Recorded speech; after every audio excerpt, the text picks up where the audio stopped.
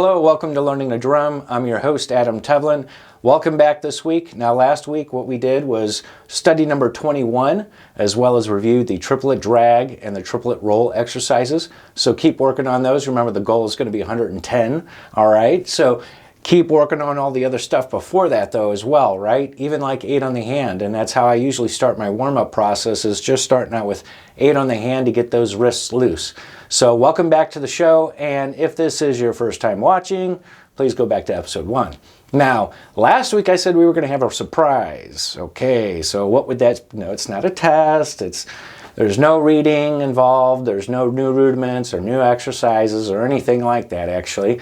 What I'm going to do is I'm going to take you folks on a field trip. Hey, that's right, field trip. We are going to go to Fred Pierce's studio drum shop located over in Overland, Missouri. And I've mentioned his shop before at the beginning of the season, and also even talked about some of the best advice he's given me. He's given me a lot of good advice, but I think it would be really neat for you folks to go and experience not only his shop, but the words of wisdom that he has, not only in his head, but also his heart. Hey, we're here at Fred Pierce's drum shop over here in Overland, Missouri. We're going to go ahead and get in the shop and see if we can pick Fred's brain. Oh, hey, Kevin.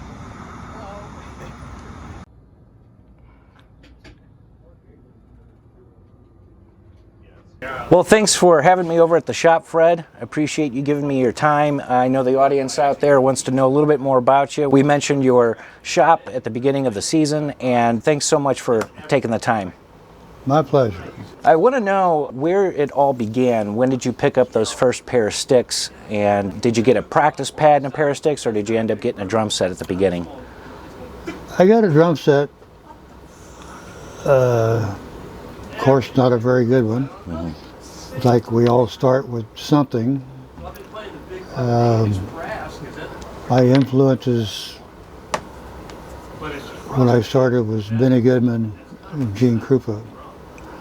I actually got to meet Gene Krupa on 3 different occasions, and I actually have a pair of his drumsticks up in my office. Wow. Yeah. That's impressive. I've got Louis Belson drumsticks. I knew Buddy Rich very well. I have a black belt in judo. Mm-hmm. So when I was with Buddy, we never talked about drums. It was sparring, kind of beating the crap out of each other, but it was kind of fun at the time. Yeah. How did your friendship with Buddy Rich start? I would go backstage like anybody that was in awe of Buddy. Mm-hmm. But I never asked him how he did anything. Obviously, I couldn't play what he played anyway. Right. Yeah, I understand. So I didn't say the band sounded good. Maybe to me it sounded good, but maybe not to him. Mm-hmm. So I had sense enough not to say that. But being he and I were both in martial arts, we kind of hit it off together. I was kind of an outlet to him, mm-hmm. A guy that would hang about backstage with him and got his mind off other things. And I've heard those stories too. You tell me about them, and to be friends with somebody like that is, I mean, I know you're friends with many drummers out there.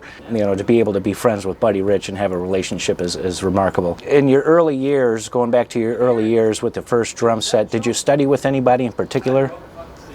Yes. Joe Garrity was my drum teacher. Mm-hmm. Another teacher that I looked up to was an older black gentleman named Lige Shaw. He was the drummer with the Singleton Palmer Dixieland Band. They played on Del Mar. Kind of a show drummer, but just a great individual who helped me out a lot. That's great. I always looked up to him. Yeah. Now, are you from St. Louis, born and raised? No, I was raised on a farm close to Kansas City, Missouri.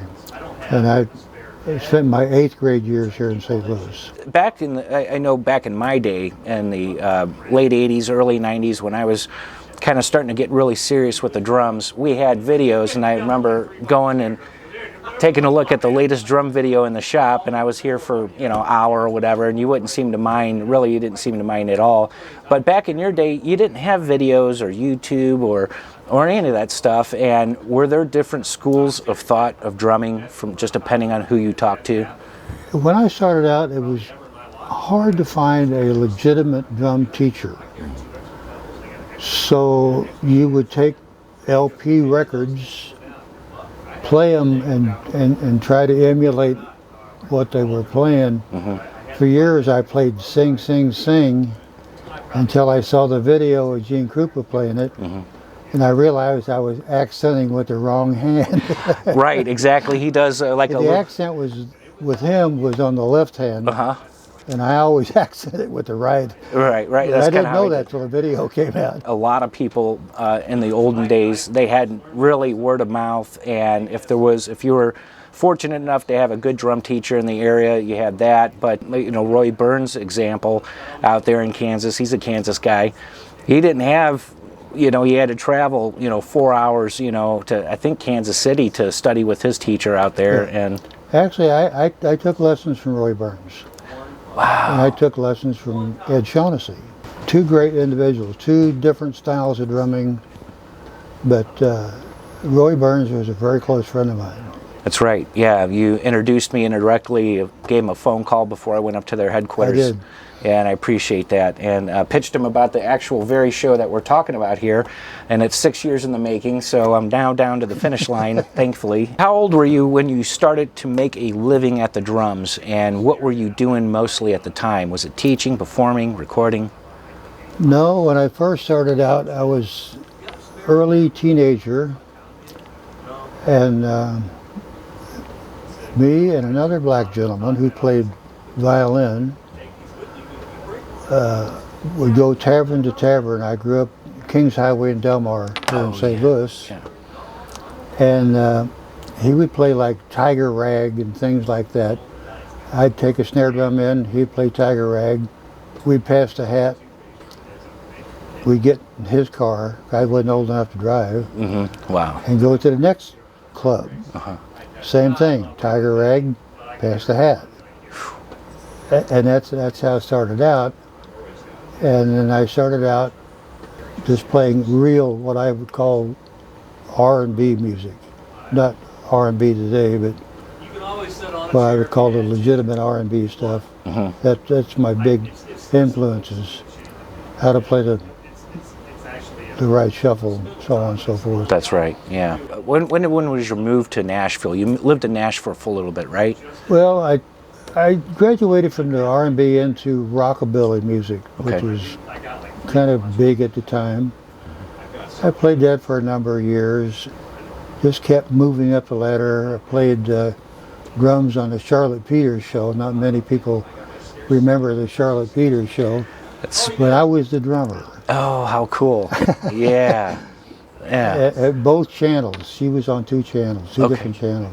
And then I was working at a club in Alton called Bowlhaven. And I got a call to go on a short road trip with Tom Paul and the Glazer brothers from Nashville. And I did 3 short road trips with them. And they offered me the job. Last time they offered me the job, I finally took it. And they actually paid for my move to Nashville, which is unheard of today. Yeah. It was a great job. I was a salaried guy, staff drummer for Glazer Studio.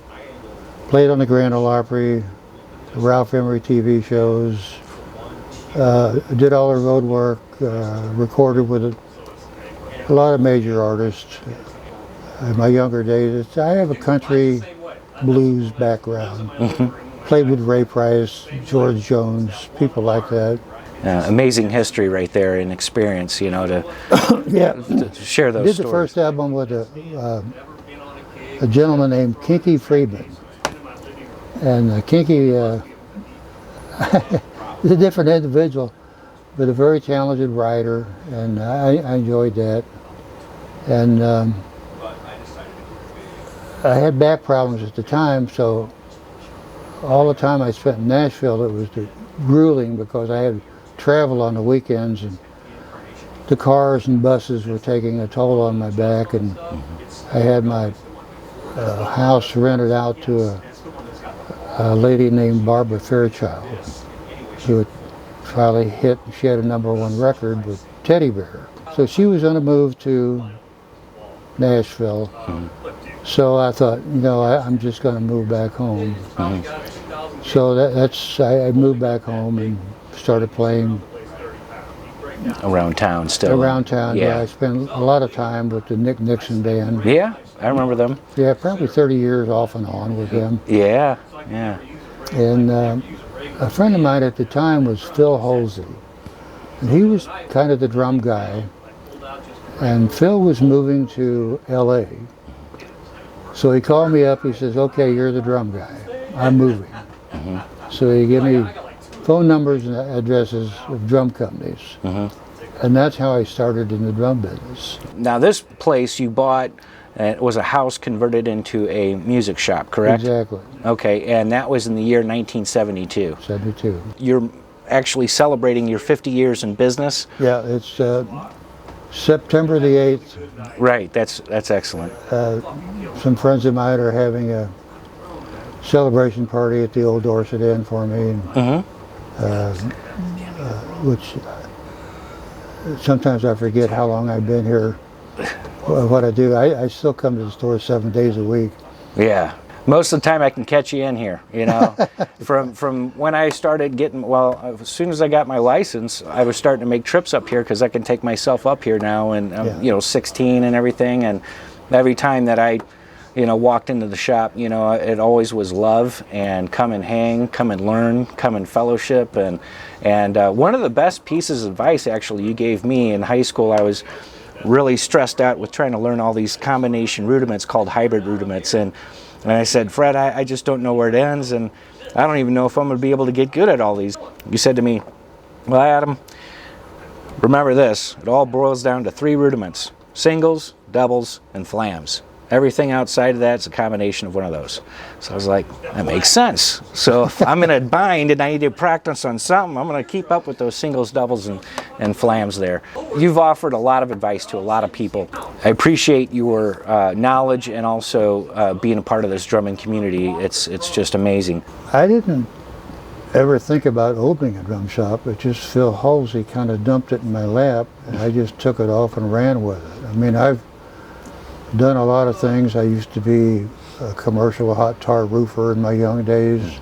I was a police officer. Not many people know that. Wow, yeah. Taught martial arts, so on and so forth. Still play, not as much as I used to, but I don't know how much call there is for an 83-year-old drummer anymore. I was about to ask, 83 years young, 50-year anniversary, and you're still playing actively as a performer, carting your stuff around like everybody else, and how do you do it? I'm in my mid-40s and I'm starting to feel the pain. Well, drummers can go on for a long, long time. I hate to use that word sideman, but sometimes you have to accept the fact that you are a sideman. There's always somebody out in front. So, unless you're a part of a group, you know, like a Neil Peart or somebody like that. Gene Krupa, yeah. But as long as you can keep your head on straight, not because you're a great drummer doesn't mean you're going to be successful. You have to have the right attitude. Being a decent human being on top of it, you have to have some values, you know. Showing up on time, trying to work well with others is Yep. kind of important. Yep. Drummers, you have to have a bit of an ego to play aggressively, I think. But don't let that get in your way. Right, yeah, I've noticed that you obviously need to feel confident, and Right. they need to feel confident in you. Yeah. But that's a big difference than debutante drummer who thinks that the world owes them or Right, something. you can't do be that. everything to everybody. Right. You gotta know what your niche is and try to expand on that. Right. Try to play a lot of different styles of music. If somebody asks you to play a rumba, what's the bass drum beat? Exactly. A lot of people, what is the bass drum beat of a rumba? Yeah. Okay, or bossa. I'll tell you, it's 1 rest, 3 4. Uh-huh. A lot of people don't know that. Right. But that's, one of the things you should learn. You just can't play a money groove, period. You got to know other things besides that. Right, absolutely. Yeah, the more versatile you are, the more marketable you're going to Right. be. And reading music, that's important for a lot of people and getting more jobs. The whole time I was in Nashville, I never saw a chart other than a numbers chart, Yeah, right. the Nashville number system. That's right. Yeah. I did a couple of movie soundtracks. Glazer Brothers did the soundtrack with George Kennedy movie Tick Tick Tick. Mm-hmm. And we did Pepsi commercials, Mattel toy commercials, stuff like that. Mm. And there was no such thing as a click track. That's interesting. Yeah. Yeah. I'd be lost. Yeah, the timing. Groove is, in my opinion, you got to have the groove. Yeah. If you don't have that, everything you're doing don't work. Yeah, and it's a breathable, it takes on almost its own life when you're sitting with other musicians and you're developing that, what they call pocket, and it's a breathable thing. That sometimes you're working with a bass player, he might be a little bit ahead, and next time you work with that person, you're thinking, okay, I know this person's going to be a little bit ahead, this is kind of how they play, and you have to kind of adjust accordingly so everybody sounds good and feels good. I still play for the Steve Davis Elvis show. Uh-huh. One of the tunes we play is Viva Las Vegas. So it had a lot of drum parts, so I made up a drum part. Mm-hmm. And I'm all over the place, 8 notes on the left foot, kind of a Latin thing. And I hope that I'm not rushing, but I wouldn't be surprised if I don't get on top once in a while. Right, exactly, yeah. It just happens. I'm pushing the band, I think. Yeah, and there's rightful parts where you need to do that, you know. What advice do you have for the drummers that are just starting out? Should they go buy a drum set, or should they kind of just start with a pair of sticks and pad? What's your recommendation? You could buy sticks and a pad, but it's not like the old days. It used to, you had to buy a practice pad and maybe a snare drum, and for a year that's all you had. Mm-hmm. But back then you played 4 on the bass drum. 4 on the floor, yeah. So that wasn't quite as important, other than trying to learn how to feather the bass drum. Important, very important. Very important thing. Yes. Young people today may get discouraged or bored. It's such an independent thing. You have to get all 4 limbs moving and coordinating with each other. So you don't want to stay on that too long. That's just my opinion. You need to start learning it's a musical instrument, the whole setup. The cymbal is a musical instrument, snare drum, bass drum, hi-hats. It all works together. It's all a musical instrument. That's right. Yeah. You need to play the whole instrument. Right. Yeah, and don't forget the brushes. Absolutely, yeah. Brush technique and learning how to do that. Other things that would be involved with it, being able to play a suspended cymbal roll, whether it be soft mallets or sticks, Right. So all those nuances and which I have a problem with sometimes of these mesh practice pad kits, or because you're not really getting the full feel of what that kit or that drum or cymbal how the response of it. Right. When you're playing with the band, try to look at the whole band. How can I make the band sound better? It's not me as an individual. I'm working as a unit. How can this unit, if you don't have a drummer, you don't have a band. That's my opinion. Now, for those who, let's say they're a little bit older in the years, and obviously age doesn't matter, you're still doing it, but for those who think that maybe they're too old to get into it, or they want to go back and they might have played drums a little bit but then kind of dropped away from it, what advice or things you'd like to say to those type of people? You can pick up the drums almost at any age, and it's good therapy for you. Mm-hmm. It makes your mind work. I had a good friend of mine who was an anchor at Channel 2. I don't know whether I should even mention his name. I guess I could do that. It's up to you. Tom O'Neill. Tom O'Neill, wow. Took lessons at the store for quite a while. And he ended up being a pretty good drummer. Nice. Not that he's going to give up his TV anchor gig, but he wanted to play drums, and he did. I think the oldest student we had in here was 88 years old. Wow, that's amazing. So it just goes on and on and on. I have no thought in my mind about ever quitting. Right. I don't see the point in it. That's right, yeah. All these years I played double shuffle with my left hand, which is probably around, on a 10-hour gig, which I've played Mardi Gras, it's around 35 or 40,000 strokes per night. My left hand is called dystonia. So for me to play, I have to tie a rubber band around 3 of my fingers to hold a stick, but that's not going to stop me from playing. Right. I can still play a little bit. That's right, yeah. So I'm not going to give that up. And I've known, there's a lot of symphony musicians that have dystonia. It's caused from repetition. Too much playing, too much practice, so on and so forth. It's Wow, that's interesting. neurological thing, Yeah, yeah, and that doesn't happen to everybody, right? No, Yeah, no. okay. I'm just kind of, I try to stretch out as much as I can. Exactly. Try good diet, if the best I can. You know, not everybody's perfect. I know I'm not perfect on my diet, but you know, Yeah, I don't know.